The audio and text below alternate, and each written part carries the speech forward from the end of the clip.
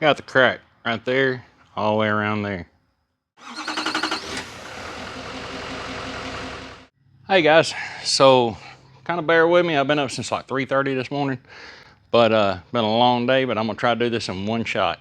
This is my buddy's 2017 GMC Denali 2500. It's got a L5P Duramax, and it does have 261,000 miles. Back probably about a month to 5-6 weeks ago, he was driving out across Colorado. He was towing, he was headed out. I don't even remember where he was going. And he calls me and he said, hey man, my truck just died. Coasted off on the side of the road, and it'll spin over, but it won't start. And I smell diesel really bad. So the next morning, I mean, there wasn't really anything we could do for him. The next morning, he got it towed to a shop. There was a shop 8 miles down the road that had good reviews on it. He had it towed there, and they tore into it, and they found the HP4 pump. And these trucks don't have a CP4, they have a HP4, which I don't know a whole hell of a lot about what the differences are, but they seem to be pretty good pumps.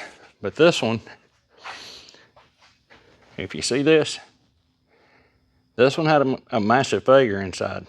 Something came apart and busted the housing right there. You can stack 3/4 side by side and bust it all the way around here. And yeah, that locked the shaft up. So it is locked down, will not turn whatsoever. And you can see where the gear was spinning on the shaft and just really burned it up really bad. And the keyway is sheared off. There's a little nub hanging out, but that's about it. So that is what happened to put him on the side of the road. So they ordered a new HP4 pump from GM, put it on the truck, fired it up, drove it 5 miles down the road. To the best of my understanding, ran really good, no issues. Driving along, truck just died.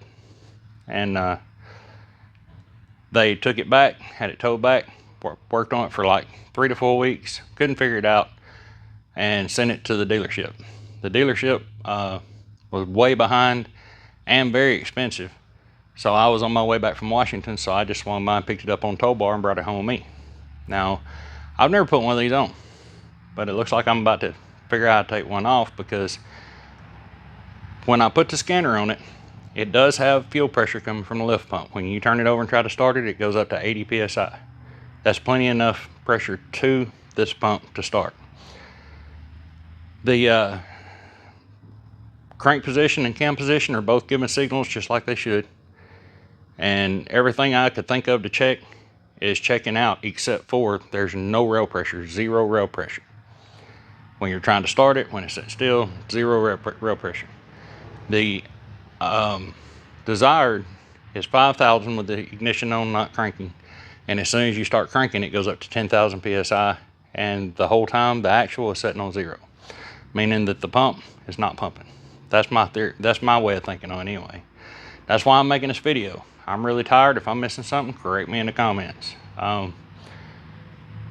He was thinking at first that whenever this pump came apart, that it shot metal through the system like a CP4 will do.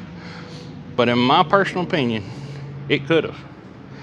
But most likely, I'm thinking something jammed up, it locked down instantly, and probably the injectors and everything's okay.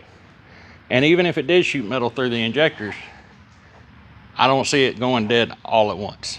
Maybe you guys do. Maybe you've had one and dealt with something similar to this. That's why I'm making this video. And maybe it can do that, but I figured it would just kind of sputter out, you know.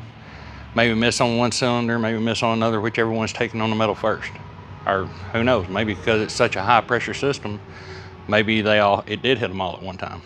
But my theory on what's wrong with it now, and that's why I checked the crank and cam position sensor, I'm thinking surely to goodness they put a new cam gear or a new pump gear on there, because the pump gear that came off this one had to have been eaten all to pieces. It sheared the keyway and spun on it with a sheared keyway.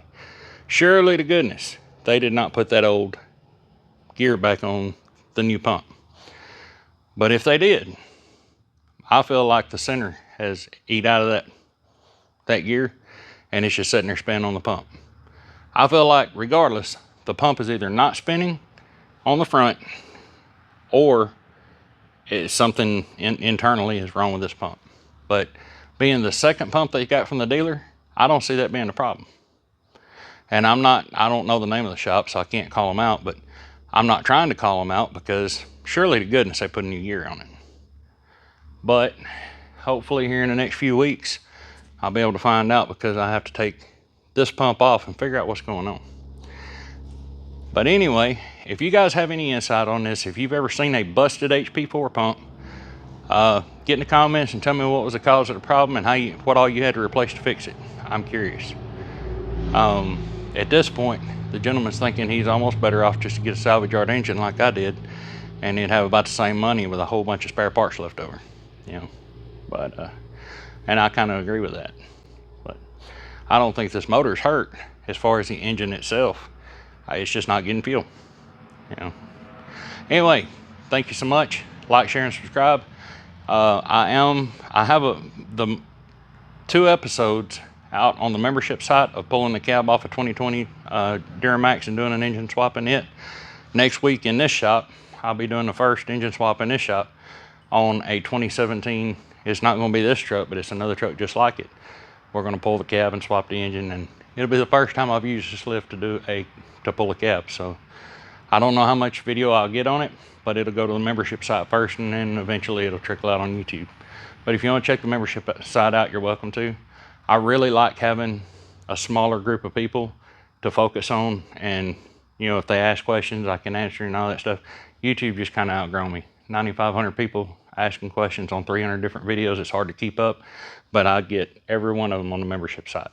So until it grows, if it ever gets that big, I'll have to find somebody to help me with it or something. Anyway, thank you guys so much. Leave a comment, let me know what you think about this whole situation here, and I will see you in the next video.